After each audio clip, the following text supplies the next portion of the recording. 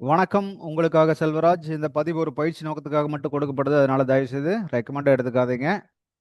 வாங்க நம்ம சேனலுக்குள்ள போலாம். இது வந்து பார்த்தீங்கன்னா, நம்மளுடைய யூடியூப் சேனலு. இதுல டெலகிராம் லிங்க்கும் கனெக்ட் பண்ணியிருக்கேன். டெலகிராம் லிங்க்ல வந்து டெய்லி நிஃப்டியோட லைவ் அப்டேட்ஸ் குடுத்துட்டு இருக்கேன். இதைய கனெக்ட் ஆயிட்டீங்கன்னா, நீங்க ஆ ஆல்ரெடி ட்ரேட் பண்றதுக்கே உங்களுக்கு சப்போர்ட்டா இருக்கும். ஓகேங்களா? ஒவ்வொன்னா இப்ப வந்து பார்த்தீங்கன்னா, இப்போ பிகினர்ஸ் கிளாஸ் ஓடிட்டு இருக்கு. Monday to Saturday.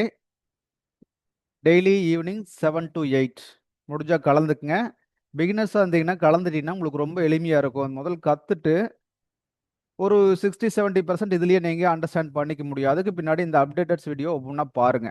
உங்களுக்கு ஈஸியா புரிய ஆரம்பிக்கும். அதுக்கு முன்னாடி பார்த்தீங்கன்னா ரொம்ப கொஞ்சம் குழப்பமா இருக்கும். அதனால இந்த பிகினர்ஸ் கிளாஸ்ல ஜாயின் பண்ணா பண்ணிக்கங்க. பண்ணிட்டீங்கன்னா ரொம்ப எளிமையா இருக்கும். நான் அதுக்கு லிங்க் உங்களுக்கு குடுக்குறேன். அதை ஃபாலோ பண்ணிக்கங்க.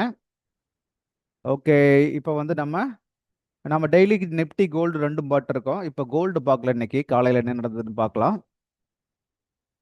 இப்போ வந்து பார்த்தீங்கன்னா, கோல்டு ஒரு நல்ல டவுன் ட்ரெண்டுக்கு வந்துட்டு மேல போயி, அப்படியே கீழ வந்துட்டு மேல போகுது. இப்போ பை ட்ரெண்டுக்கு வந்துருச்சா இல்லையா? செல் ட்ரெண்ட்ல தான் இருக்கா அப்படின்னு கேட்டீங்கன்னா, இது லோ வச்சிருக்கும்போது இது ஹையா இருக்கு. இதுக்கு மேல பாடி க்ளோஸ் பண்ணாவே ஆட்டோமேட்டிக்கா பை ட்ரெண்டுக்கு வந்துட்டான்னு தான் அர்த்தம். அதுக்கு பின்னாடி பாருங்க, கீழ வந்து இந்த லோவை பிரேக் பண்ணிட்டா. இந்த லோவ பிரேக் பண்ணவே விக்கு மட்டும் வச்சு போட்டு பாடி இங்க கொண்டு போய் க்ளோஸ் பண்றான்.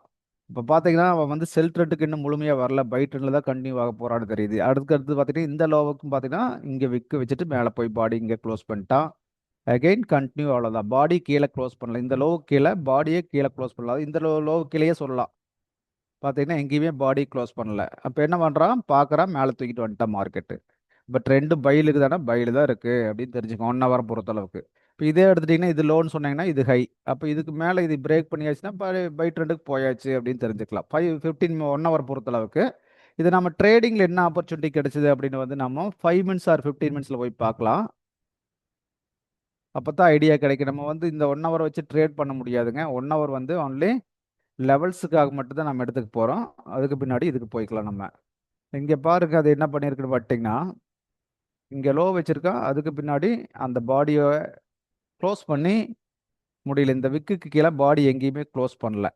அப்ப என்ன பண்றான்? அதுக்கு அடுத்து இது லோவா வச்சிருக்கான். இங்கேயும் க்ளோஸ் பண்ணல. பாடி க்ளோஸ் பண்ணல. அப்ப என்ன பண்றான்? இங்கிருந்து மேல மூவ் ஆயி போயிட்டான். போனா பாருங்க ஃபர்ஸ்ட் லெவல் இந்த லெவல். இந்த லெவல வந்து இந்த லெவல்ல ஒரு சின்ன ஜர்க் ஆயிருக்கான். இங்கிருந்து கீழ இவ்வளவு தூரம் வந்து போட்டு மறுபடியும் மேல தூக்கியிருக்கான். வந்து பார்த்தீங்கன்னா, எல்லா இடத்துலயும் ஆப்பர்ச்சுனிட்டி குடுத்துட்டு தான் போயிருக்கான் அவன். இப்ப இந்த மாரி வந்து நம்ம பார்க்க தெரியணும். ஒவ்வொன்னா பிரிச்சு, பிரிச்சு பார்த்தோம்னா தான் நம்மளுக்கு ஈஸியா புரியும். அது என்ன ட்ரெண்ட்ல இருக்கிறதுங்க ஃபர்ஸ்ட் அண்டர்ஸ்டாண்ட் பண்ணிக்கணும். அந்த ட்ரெண்ட் தெரிஞ்சு அதுக்கு தகுந்த மாரி தான் நம்ம கூட போகணும். இங்க இருக்கும்போது பை ட்ரெண்ட்ல தான் இருந்ததா? இங்க இருக்கும்போது பை ட்ரெண்ட்ல இருந்ததா? இங்க இருக்கும்போதே பை ட்ரெண்ட் தான். பாருங்க இந்த பிரேக் பண்ணாவே இதையும் பிரேக் பண்ணாவே பை ட்ரெண்டுக்கு வந்துட்டான். ஏன்னா, கீழ வந்து மேல போய் கீழ வந்திருக்கா. இந்த லெவல் ஃபர்ஸ்ட் உடைச்சாச்சு. இங்க பாடி க்ளோஸ் வைக்கும்போதே பை ட்ரெண்டுக்கு வந்துட்டான். அகைன் மேல போயிட்டு கீழ வர்றான். இந்த லெவலுக்கு பிக் பண்ணிட்டு மேல பறந்துட்டான்.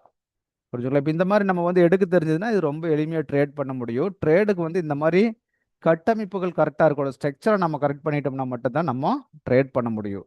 அதனால முடிஞ்ச அளவுக்கு வந்து பார்த்தீங்கன்னா, பயிற்சி அதிகப்படுத்துங்க. பயிற்சி பண்ற அளவுக்கு உங்களுக்கு மேட்ச் ஆகும்.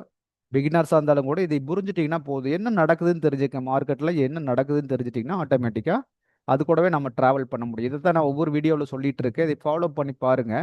உங்களுக்கு கரெக்ட்டா மேட்ச் ஆகுதா இல்லையான்னு தெரியும் உங்களுக்கு. நேத்து வந்து பார்த்தீங்கன்னா, இந்த இடத்துல சம்திங் இருந்தது. ஆமா. நேத்து செல் ட்ரெண்ட்ல தான் இருந்தது. இந்த இடத்துல பார்த்தீங்கன்னா, கீழ வந்து செல் ட்ரெண்ட்ல தான் இருந்தது. இன்னைக்கு வந்து பார்த்தீங்கன்னா, பை ட்ரெண்டுக்கு மாறிடுச்சு. சரிங்களா? இந்த இடம் ஒவ்வொரு இடத்தையும் பாருங்க. வந்துட்டு கீழ போய், மேல போய், கீழ வந்து இந்த ஹைய போய் உடைக்கிறான். பை ட்ரெண்டுக்கு மாறியாச்சு. மாறுனவன் ஆட்டோமேட்டிக்கா அங்கருந்து மேல கொண்டு போயிட்டான். இந்த மாரி வந்து ட்ரெண்ட கரெக்ட்டா புடிச்சு பழகிக்கங்க. புடிச்சு பழகிட்டீங்கன்னா, ஈஸியா நம்ம ட்ரேட் பண்ண முடியும். இதை பழக்கத்துக்கு கொண்டு வாங்க. இந்த அளவுக்கு பிராக்டிஸ் பண்ணி செட் ஆயிடுச்சுன்னா, அப்புறம் இத தாண்டி ஒண்ணும் இல்லைங்கிறத தெரிஞ்சுக்கங்க. சும்மா மார்க்கெட்ல போய் இண்டிகேட்டரு, கால் கிளாஸ்ன்னு ஒண்ணுமே வேண்டாங்க. அதெல்லாம் சிம்பிளா தூக்கி ஓரத்துல போட்டு, இதை புடிச்சு பழகுங்க. ரொம்ப எளிமையா உங்களுக்கு சப்போர்ட் பண்ணும். இத தாண்டி மார்க்கெட்ல ஒண்ணும் இல்லைங்கிறத புரிஞ்சுக்கங்க ஃபர்ஸ்ட்டு. அப்பதான் நம்ம வந்து ஒரு ஸ்டடியா நிக்க முடியும். நம்ம இன்னைக்கு ஒரு ஸ்ட்ராட்டஜி, நாளைக்கு ஒரு ஸ்ட்ராட்டஜின்னு யூஸ் பண்ணோம்னா பிரயோஜனம் இருக்காதுங்க. ஃபாலோ பண்ணுங்க. ஓகே. Thank you. நெக்ஸ்ட் ஒரு வீடியோல மறுபடியும் பார்க்கலாங்க.